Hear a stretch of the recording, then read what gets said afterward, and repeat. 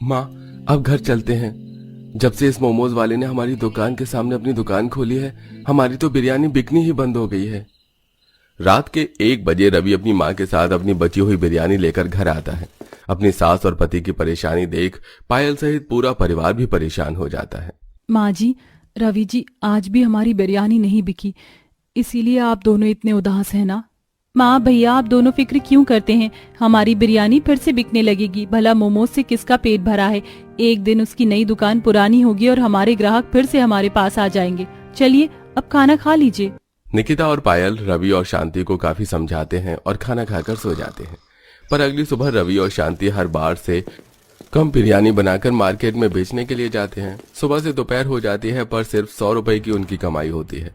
ये देख रवि बहुत ज्यादा दुखी हो जाता है और अपनी बिरयानी लेकर घर आता है और देखता है कि उसका बेटा स्कूल से अपने लिए मोमोज लेकर आया है और उसे बड़े ही चाव से खा रहा है। ये क्या खा रहा है तू? इस मोमोज की वजह से हमारी बिरयानी नहीं बिक रही और तू वही मोमोज खा रहा है। माँ शांत हो जाओ, राजू अभी बच्चा है। हाँ माँ, राजू को डांटने का कोई फायदा नहीं, उसे खाने दीजिए। माँ, मैंने सोच लिया है क्या मैं बिरयानी बेचने का काम नहीं करूंगा बल्कि शहर में जाकर काम करूंगा। मैंने देखा है जो भी शहर में जाकर काम करते हैं वो बहुत अच्छी कमाई करते हैं। रवि शहर जाने का फैसला कर लेता है। इसी तरह 2 दिन बीत जाते हैं और एक बार फिर राजू स्कूल से मोमोज लेकर आता है और अपनी माँ से कहता है, माँ घर में थोड़ी सी बिरयानी रखी है क्या? मैं ये थोड़ी सी मोमोज लेकर आया हूँ, लेकिन इससे मेरा पेट नहीं भरेगा, इसलिए अब तुम जल्दी से थोड़ी सी बिरयानी लगा दो ताकि मैं मोमोज बिरयानी खा सकूं। पता नहीं ये नई नई डिश तू कहाँ से सोचता है और लेकर आता है। मैं तेरे पापा का सामान पैक कर रही हूँ, उन्हें शहर जाना है। अगर उनकी बस छूट गई तो हमारे खाने के लाले पड़ जाएंगे, इसलिए खुद बिरयानी निकाल कर खा ले। पायल के कहने पर राजू खुद थोड़ी सी बिरयानी निकालता है और उसमें मोमोज डालकर खाने लगता है। राजू को इतने मजे से मोमोज बिरयानी खाता देख निकिता के भी मुंह में पानी आ जाता है और वो 1 चम्मच लेकर राजू में से मोमोज के साथ बिरयानी खाती है और अपने परिवार से कहती है, माँ वैसे ये मोमोज बिरयानी खाने में बड़ी स्वादिष्ट है। अगर हम भी ये मोमोज बिरयानी बेचे तो हमारी अच्छी कमाई हो सकती है। मैं तो कहती हूँ साधारण बिरयानी बेचना बंद करते हैं और मोमोज बिरयानी बेचना शुरू करते हैं। ये कुछ नया है और सबको पसंद आएगा और ये बिजनेस आसमान छुएगा। अभी बिजनेस हम बाद में करेंगे। दिखाई नहीं दे रहा तेरा भाई शहर जा रहा है, और जो शहर जाता है वो कामयाब होकर आता है। जा मेरे बच्चे, कामयाब होकर आना। पूरा परिवार खुशी खुशी रवि को शहर जाने की अनुमति दे देता है। कुछ देर में अपना सामान लेकर रवि शहर जाने के लिए निकल जाता है। देखते ही देखते शाम हो जाती है और जब पूरा परिवार खाना खा रहा होता है तभी एक आदमी रोता हुआ उनके पास आता है। पायल, भाभी, अम्मा, एक बहुत बड़ा हादसा हो गया। यहाँ से शहर के लिए जो बस निकली थी वो खाई में गिर गई। बहुत से लोगों की जान चली गई और कुछ लोग घायल हैं। उसमें से एक रवि भैया भी है, वो अस्पताल में एडमिट है। आप सब लोग जल्दी से हॉस्पिटल चलिए। ये खबर सुनकर पूरा परिवार सदमे में चला जाता है और वो लोग भागते हुए गांव के अस्पताल जाते हैं, जहां वो देखते हैं कि रवि कोमा में जा चुका है। डॉक्टर, मेरे पति ठीक तो हो जाएंगे ना? आखिर उनको होश कब तक आएगा? ये तो हम नहीं बता सकते उन्हें होश कब तक आएगा, और आप लोग भगवान से प्रार्थना कीजिए कि उनकी हालत जल्द से जल्द ठीक हो जाए। आप लोग कल इन्हें घर भी ले जा सकते हैं, पर आपको इनका बहुत ख्याल रखना होगा क्योंकि ये कोमा में है। रवि की हालत देखकर पूरा परिवार डर जाता है और वो लोग रवि को लेकर घर आते हैं। इसी तरह 1 हफ्ता बीत जाता है और उनकी आर्थिक स्थिति बिगड़ने लगती है। तभी पायल अपनी सास से कहती है, माँ जी, आपको याद है एक दिन जब राजू मोमोज बिरयानी खा रहा था तो निकिता कह रही थी कि हम भी मोमोज बिरयानी बेचे, तो क्या पता सच में हमारा बिजनेस चल पड़े। हाँ बहू, तू सही कह रही है।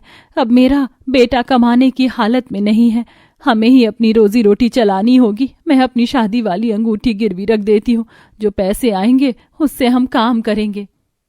हाँ माँ, सही कहा। और अगर ऐसी बात है ना तो आप और भाभी बिल्कुल भी चिंता मत कीजिए।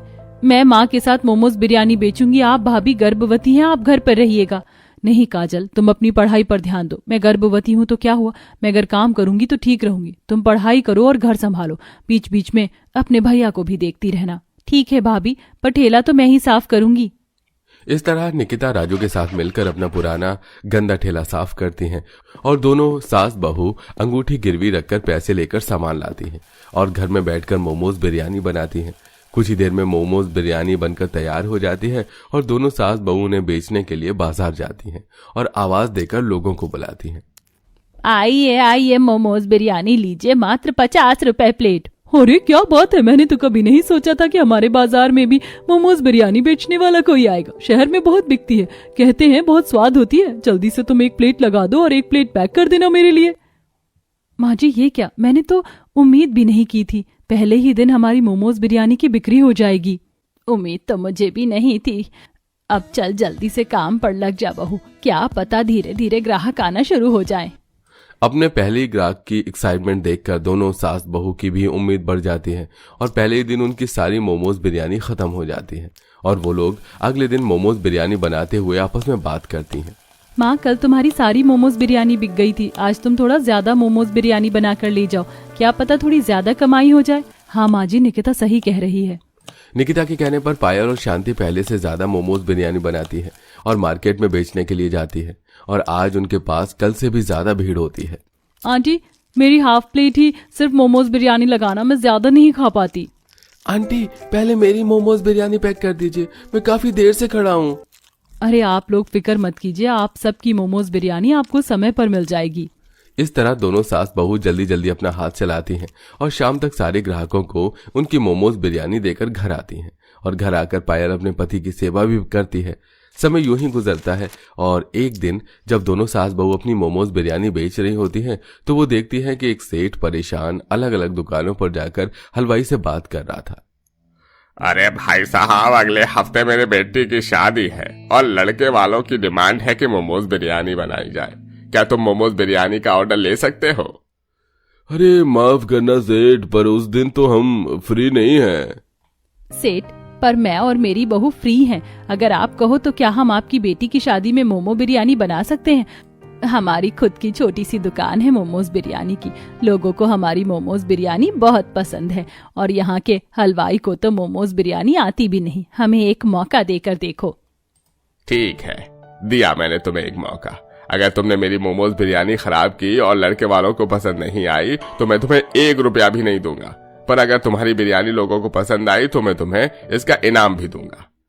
सेठ दोनों सास बहू को एक मौका देता है और एक हफ्ते बाद दोनों सास बहू सेठ की बेटी की शादी में जाती हैं और वहां आए मेहमानों को अपनी मोमोज बिरयानी खिलाती हैं, जिसे खाकर वहां के मेहमान काफी तारीफ करते हैं और एक अमीर आदमी दोनों सास बहू को एक नया ऑफर भी देता है। ये मेरा कार्ड रख लो, मैं केटरिंग का बिजनेस करता हूँ। बहुत सारी पार्टी है मेरे पास जहां पर मुझे मोमोज बिरयानी के लिए हलवाई चाहिए, पर कभी कोई मिल ही नहीं पाता। अच्छे पैसे मिलेंगे, तुम बहुत जल्द करोड़पति हो जाओगी अगर अच्छा काम किया तो। माँ जी, हमने जब से मोमोज बिरयानी का बिजनेस शुरू किया है, इतने बड़े बड़े मौके खुद चलकर हमारे पास आ रहे हैं।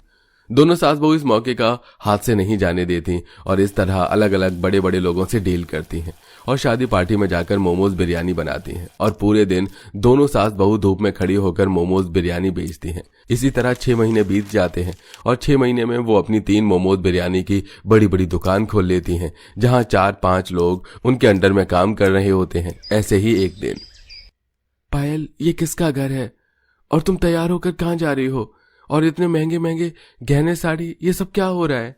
रवि जी, आज मैं बहुत खुश हूँ। आपको होश आ गया। आपको पता है आज हमारी निकिता की शादी है। अब हमारा राजू प्राइवेट स्कूल में जाता है और ये घर हमारा ही है। पिछले 7 महीनों से आप कोमा में थे और आपके कोमा में जाने के बाद मैंने और माँ जी ने अपना मोमोज बिरयानी का बिजनेस शुरू किया और आज उस बिजनेस की बदौलत हम इतने अमीर हो गए हैं। और देखिए, हमारी अब एक बेटी भी है और आज आपकी बहन की शादी भी है। अब आप ठीक हैं तो तैयार हो जाइए। सच में मेरे घर लक्ष्मी आई है, मैं बहुत खुश हूँ। और क्या मेरी बहन को सच में शादी है? इतनी खुशियां एक साथ। ये सच सुनने के बाद रवि को अपनी आंखों पर विश्वास नहीं होता। कुछ ही देर में निकिता की शादी हो जाती है, जिसके बाद पायल अपने पति को अपनी मोमोज बिरयानी की 4 दुकान दिखाती है जो कि काफी बड़ी थी और तभी वहां एक अमीर आदमी आकर उन्हें एक ऑर्डर देकर चला जाता है। 5 लाख का ऑर्डर, वो भी सिर्फ मोमोज बिरयानी का। माँ पायल, तुमने वो कर दिखाया जो मैं कभी नहीं कर पाया। पर अब मैं ठीक हो चुका हूँ। अब आप दोनों अकेली नहीं हैं, यह ऑर्डर मैं पूरा करने के लिए जाऊंगा। इस तरह अब रवि भी अपनी माँ और बीबी को इस काम में मदद करता है। लगता है सारी जवानी आटा गूंदने और चाय बनाने में ही निकल जाएगी। इंसानों के घर में रहते हूँ या हफ्सियों के घर, आज तक मुझे ये नहीं पता चला। और रोज रोज 50 कप चाय बनाओ और साथ में ये 150 पराठे, अगर इतनी चाय और पराठे बनाकर लोगों को बेचती तो अभी तक कितने पैसे कमा लेती। एक तो मेहनत करो, ऊपर से घंटा कुछ मिलता है। आरती इतना बोल ही रही होती है कि तभी गैस पर रखी चाय उबल जाती है। हे भगवान, आटा गूंद कर हाथों में कम दर्द था क्या, जो अब ये चाय भी उबल गई। कहाँ फंस गई आकर मैं। माँ पापा, कोई तो आकर मुझे यहाँ से निकालो। आखिरकार ऐसा क्या कारण था जो आरती को पतीला भरकर 50 कप चाय और 150 पराठे बनाने पड़ रहे थे। आइए आरती की दुख भरी कहानी जानने के लिए कहानी में आगे बढ़ते हैं। आज तो मेरी पहली रसोई की रस्म है। माँ ने मुझे इतना सब कुछ बनाना सिखाया है, क्या क्या बनाऊं समझ में नहीं आ रहा। नई नवेली बहू आरती अपनी पहली रसोई के लिए काफी ज्यादा एक्साइटेड थी। आरती जैसे ही किचन में खाना बनाने के लिए आती है कि तभी आरती की जेठानी अपने 4 महीने के बच्चे को गोद में लिए किचन में आती है। अच्छा हुआ भाभी आप आ गई।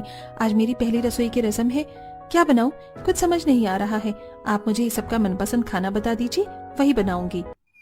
आंटी, अभी तो तुम्हारी शादी की थकान भी नहीं उतरी होगी। ज्यादा कुछ बनाने की जरूरत नहीं है, बस सबके लिए चाय और पराठे बना दो। सबका नाश्ता भी हो जाएगा और तुम्हारी पहली रसोई की रस्म भी हो जाएगी। चाय पराठे का नाम सुनकर आरती मन ही मन काफी खुश होती है। आरती के ससुराल में कुल मिलाकर 12-13 सदस्य थे, जिनके हिसाब से वो पतीले में चाय बनाने के लिए रख देती है। वहीं सबके लिए 2-2 के हिसाब से पराठे बनाती है। मुझे तो लगा था कि इतनी ठंड में मुझे न जाने कितनी देर खड़े होकर रसोई करनी पड़ेगी, लेकिन देखो आधे घंटे में सब कुछ बन गया। अब जाकर नाश्ता टेबल पर लगा देती हूँ। आरती सबके लिए चाय और पराठे टेबल पर लगा देती है। सभी लोग आते हैं और नाश्ता करने लगते हैं। छोटी बहू, तूने तो बहुत बढ़िया पराठे बनाए हैं, कितने सॉफ्ट हैं। इतनी ठंड निकल गई, लेकिन आज से पहले इतने स्वादिष्ट पराठे नहीं खाए हैं। सादे से पराठे में भी कितना स्वाद है। वो तो है, और चाय भी काफी बढ़िया बनी है। मेरे लिए 1 कप चाय और ले आओ। लेकिन जेठ जी, मैंने तो सबके हिसाब से ही 1-1 कप चाय बनाई थी।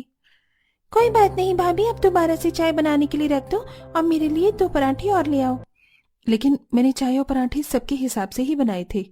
अलका बहू, तुमने आरती बहू को हमारे चाय और पराठे खाने के बारे में ठीक से नहीं बताया क्या? माँ जी, सुबह मुन्ना इतना रो रहा था कि मेरे दिमाग से निकल गया।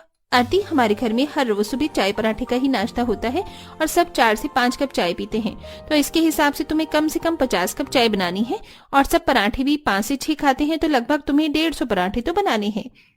क्या कहा आपने? 50 कप चाय और 150 पराठे, वो भी इस ठंड के मौसम में?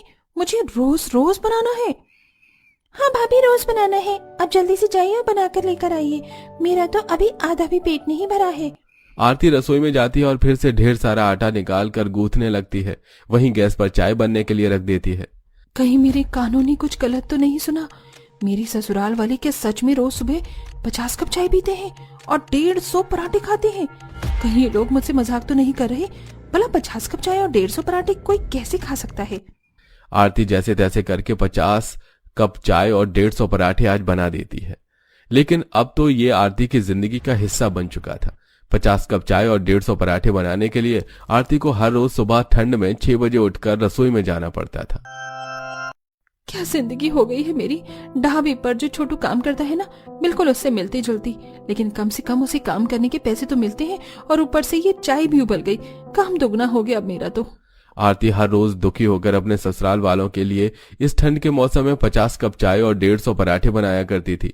कभी कभी जल्दबाजी के चक्कर में आरती गर्मा गर्म पराठे या उबलती चाय से अपना हाथ ही जला लेती। आई मेरा हाथ। कभी कभी तो लगता है कि एक दिन पूरी ही जल जाऊंगी, लेकिन इन लोगों को चाय और पराठा बंद नहीं होगा। आरती आज भी हर रोज की तरह चाय पराठा बनाने के लिए रसोई में जाती है और देखती है कि रसोई में चाय बनाने के लिए चाय पत्ती और पराठों के लिए तेल खत्म हो गया है। अरे वाह, इसका मतलब आज मुझे चाय और पराठे बनाने नहीं पड़ेंगे। आरती खुश हो रही होती है कि तभी सुमित्रा आरती को घर में बने गोदाम में ले जाती है, जहां बोरी भर भर के आटा, कनस्तर भर भर कर तेल और ढेर सारी चाय पत्ती और चीनी रखी हुई थी। बहू, तुझे परेशान होने की कोई जरूरत नहीं है। हमें तो चाय पराठे का स्टॉक पहले से ही जमा कर रखा है। जा, यहाँ से सामान ले जा और गर्मा गर्म चाय पराठे बना दे। और हाँ, आज हमारे लिए सादे पराठे नहीं, मेथी और आलू के पराठे बनाना। ठंड का मौसम है, अगर इसमें ये पराठे नहीं खाए तो कब खाए। सब लोग सोने और हीरे की तस्करी करते हैं, इन लोगों ने चाय पत्ती और चीनी की तस्करी कर रखी है। आरती सामान लेकर रसोई में जाती है और फिर से 50 कप चाय और 150 पराठे बनाने लगती है। कभी आरती के ससुराल वाले उसे पनीर और गाजर के पराठे बनाने की फरमाइश करते, तो कभी उससे अलग अलग वैरायटी की चाय बनवाते हैं। इन लोगों ने क्या मुझे पराठे वाली समझ रखा है, जो कभी आलू का पराठा मांगते हैं तो कभी मेथी का। ऊपर से इतने सारे कप और प्लेट धोते धोते मेरे हाथ भी सुन्न हो गए हैं। ठंडे पानी में बर्तन धो धोकर आरती के हाथ सुन्न पड़ गए थे।